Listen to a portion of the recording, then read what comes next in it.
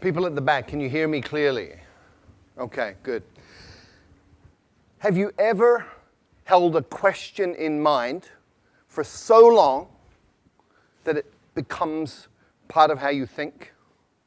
Maybe even part of who you are as a person? Well, I've had a question in my mind for many, many years, and that is, how can you speed up learning? Now, this is an interesting question because if you speed up learning, you can spend less time at school. And if you learn really fast, you probably wouldn't have to go to school at all. Now, when I was young, school was sort of okay, but I found quite often that school got in the way of learning. So I had this question in mind, how do you learn faster? And this began when I was very, very young. When I was 11 years old, I wrote a letter to researchers in the Soviet Union asking about hypnopedia. This is sleep learning, where you get a tape recorder, you put it beside your bed, and it turns on in the middle of the night when you're sleeping, and you're supposed to be learning from this. Good idea. Unfortunately, it doesn't work. But hypnopedia did open the doors to research in other areas, and we've had incredible discoveries about learning that began with that first question. I went on from there to become passionate about psychology, and I have been involved in psychology in many different ways for the rest of my life up until this point. In 1981, I took myself to China, and I decided that I was going to be native level in Chinese inside 2 years. Now, you need to understand that in 1981, everybody thought Chinese was really, really difficult and that a Westerner could study for 10 years or more and never really get very good at it. And I also went in with a different idea, which was taking all of the conclusions from psychological research up to that point and applying them to the learning process. What was really cool was that in 6 months I was fluent in Mandarin Chinese, and it took a little bit longer to get up to native. But I looked around and I saw all of these people from different countries struggling terribly with Chinese. I saw Chinese people struggling terribly to learn English and other languages. And so my question got refined down to, how can you help a normal adult learn a new language quickly, easily, and effectively? Now, this is a really, really important question in today's world. We have massive challenges with environment. We have massive challenges with social dislocation, with wars, all sorts of things going on. And if we can't communicate, we're really going to have difficulty solving these problems. So we need to be able to speak each other's languages. This is really, really important. The question is, how do you do that? Well, it's actually really easy. You look around for people who can already do it. You look for situations where it's already working, and then you identify the principles and apply them. It's called modeling, and I've been looking at language learning and modeling language learning for about 15 to 20 years now. And my conclusion, my observation from this is that any adult can learn a second language to fluency inside 6 months. Now, when I say this, most people think I'm crazy. This is not possible. So let me remind everybody of the history of human progress. It's all about expanding our limits. In 1950, everybody believed that running 1 mile in 4 minutes was impossible. And then Roger Bannister did it in 1956, and from there it's got shorter and shorter. 100 years ago, everybody believed that heavy stuff doesn't fly, except it does, and we all know this. How does heavy stuff fly? We reorganize the material using principles that we have learned from observing nature, birds in this case. And today, we've gone even further. So you can fly a car. You can buy one of these for a couple of $100,000 US. We now have cars in the world that fly. And there's a different way to fly, which we learned from squirrels. So all you need to do is copy what a flying squirrel does, build a suit called a wingsuit, and off you go. You can fly like a squirrel. Now, most people, a lot of people, I wouldn't say everybody, but a lot of people think they can't draw. However, there are some key principles, 5 principles that you can apply to learning to draw, and you can actually learn to draw in 5 days. So if you draw like this, You learn these principles for 5 days and apply them, and after 5 days you can draw something like this. Now I know this is true because that was my first drawing, and after 5 days of applying these principles, that was what I was able to do. And I looked at this and I went, wow! So that's how I look like when I'm concentrating so intensely that my brain is exploding. So anybody can learn to draw in 5 days. And in the same way, with the same logic, anybody can learn a second language in 6 months. How? There are 5 principles and 7 actions. There may be a few more, but these are absolutely core. And before I get into those, I just want to talk about 2 myths. I want to dispel 2 myths. The first is that you need talent. Let me tell you about Zoe. Zoe came from Australia, went to Holland, was trying to learn Dutch, struggling extremely a great deal, and finally, people were saying you're completely useless, you're not talented, give up, you're a waste of time, and she was very, very depressed. And then she came across these 5 principles, she moved to Brazil, and she applied them, and in 6 months she was fluent in Portuguese. So talent doesn't matter. People also think that immersion in a new country is the way to learn a language, but look around Hong Kong, look at all the Westerners who've been here for 10 years who don't speak a word of Chinese. Look at all the Chinese living in America, Britain, Australia, Canada, who've been there 10, 20 years, and they don't speak any English. Immersion per se does not work. Why? Because a drowning man cannot learn to swim. When you don't speak a language, you're like a baby, and if you drop yourself into a context which is all adults talking about stuff over your head, you won't learn. So, what are the 5 principles that you need to pay attention to? First, there are 4 words. Attention, meaning, relevance, and memory. And these interconnect in very, very important ways, especially when you're talking about learning. Come with me on a journey through a forest. You go on a walk through a forest and you see something like this. Little marks on a tree. Maybe you pay attention, maybe you don't. You go another 50 meters and you see this. You should be paying attention. Another 50 meters, if you haven't been paying attention, you see this. And at this point, you're paying attention. And you've just learned that this is important, it's relevant, because it means this, and anything that is related, any information related to your survival is stuff that you're going to pay attention to, and therefore you're going to remember it. If it's related to your own personal goals, then you're going to pay attention to it. If it's relevant, you're going to remember it. So the first rule, first principle for learning a language is focus on language content that is relevant to you, which brings us to tools. We master tools by using tools, and we learn tools the fastest when they're relevant to us.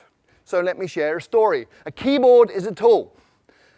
Typing Chinese a certain way, there are methods for this, that's a tool. I had a colleague many years ago who went to night school Tuesday night, Thursday night, 2 hours each time, practicing at home. She spent 9 months, and she did not learn to type Chinese. And one night we had a crisis. We had 48 hours to deliver a training manual in Chinese. And she got the job. And I can guarantee you, in 48 hours, she learned to type Chinese because it was relevant, it was meaningful, it was important. She was using a tool to create value. So the second principle for learning a language is to use your language as a tool to communicate right from day one, as a kid does. When I first arrived in China, didn't speak a word of Chinese. And on my second week, I got to take a train ride overnight. I spent 8 hours sitting in the dining car talking to one of the guards on the train. He took an interest in me for some reason. And we just chatted all night in Chinese, and he was drawing pictures and making movements with his hands and facial expressions, and piece by piece by piece, I understood more and more. But what was really cool was 2 weeks later, when people were talking Chinese around me, I was understanding some of this, and I hadn't even made any effort to learn that. What had happened, I'd absorbed it that night on the train, which brings us to the third principle. When you first understand the message, then you will acquire the language unconsciously. And this is really, really well documented now. It's something called comprehensible input. There's 20 or 30 years of research on this. Stephen Krashen, a leader in the field, has published all sorts of these different studies. And this is just from one of them. The purple bars show the scores on different tests for language. The green and the purple people were people who had learned by grammar and formal study. The green ones are the ones who learn by comprehensible input. So comprehension works. Comprehension is key. And language learning is not about accumulating lots of knowledge. In many, many ways, it's about physiological training. A woman I know from Taiwan did great in English at school. She got A grades all the way through, went through college, A grades, went to the US and found she couldn't understand what people were saying. And people started asking her, "Are you deaf?" And she was English deaf.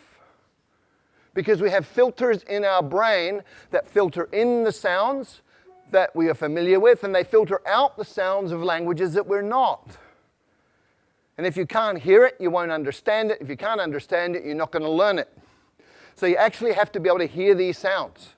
And there are ways to do that, but it's physiological training. Speaking takes muscle. You've got 43 muscles in your face. You have to coordinate those in a way that you make sounds that other people will understand. If you've ever done a new sport for a couple of days and you know how your body feels, hurts, if your face is hurting, you're doing it right. And the final principle is state, psychophysiological state. If you're sad, angry, worried, upset, you're not going to learn, period. If you're happy, relaxed, in an alpha brain state, curious, you're going to learn really quickly. And very specifically, you need to be tolerant of ambiguity.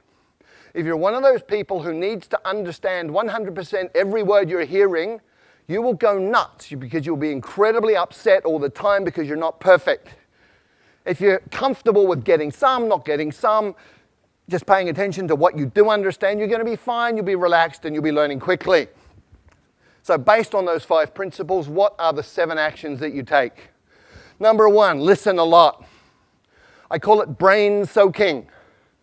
You put yourself in a context where you're hearing tons and tons and tons of the language, and it doesn't matter if you understand it or not. You're listening to the rhythms, you're listening to patterns that repeat, you're listening to things that stand out. So just soak your brain in this. The second action is you get the meaning first, even before you get the words. And you go, well, how do I do that? I don't know the words. Well, you understand what these different postures mean. Human communication is body language in many, many ways. So much body language. From body language, you can understand a lot of communication. Therefore, you're understanding, you're acquiring through comprehensible input.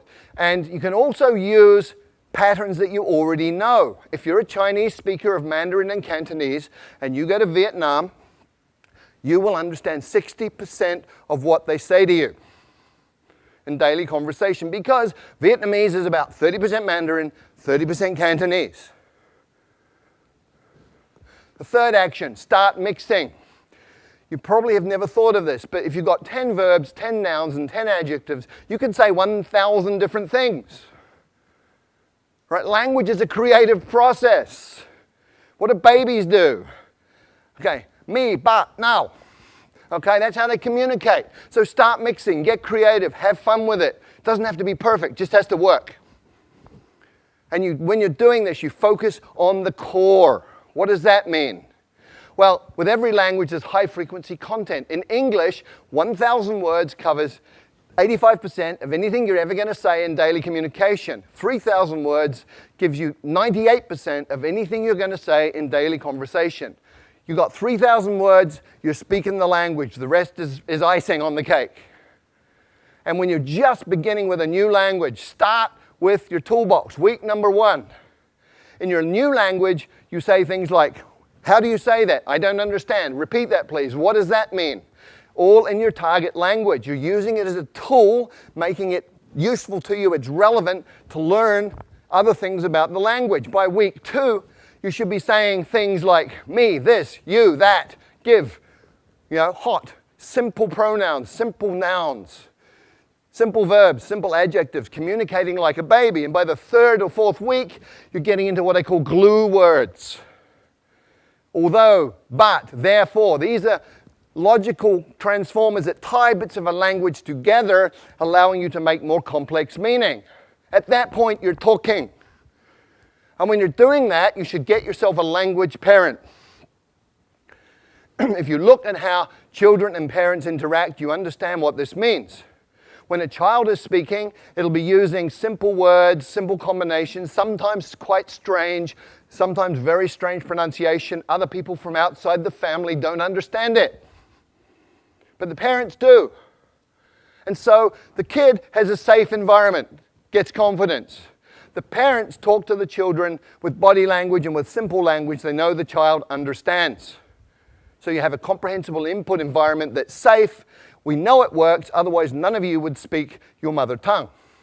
So you get yourself a language parent who's somebody interested in you as a person who will communicate with you essentially as an equal, but pay attention to help you understand the message. There are 4 rules of a language parent. Spouses, by the way, are not very good at this, okay? But the 4 rules are, first of all, they will work hard to understand what you mean, even when you're way off beat. Secondly, they will never correct your mistakes. Thirdly, they will feed back their understanding of what you're saying so that you can respond appropriately and get that feedback. And then they will use words that you know. The 6th thing you have to do is copy the face. You've got to get the muscles working right so you can sound in a way that people will understand you.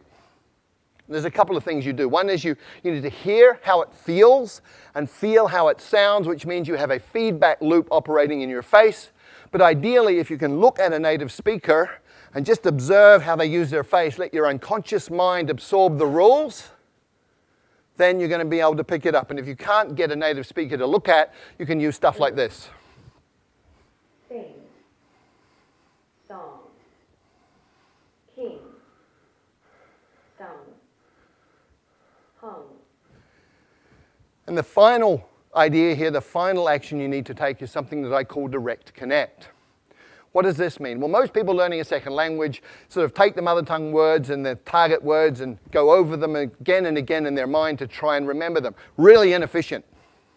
What you need to do is realize that everything you know is an image inside your mind, it's feelings. If you talk about fire, you can smell the smoke, you can hear the crackling, you can see the flames. So what you do is you go into that imagery and all of that memory and you come out with another pathway. So I call it same box, different path.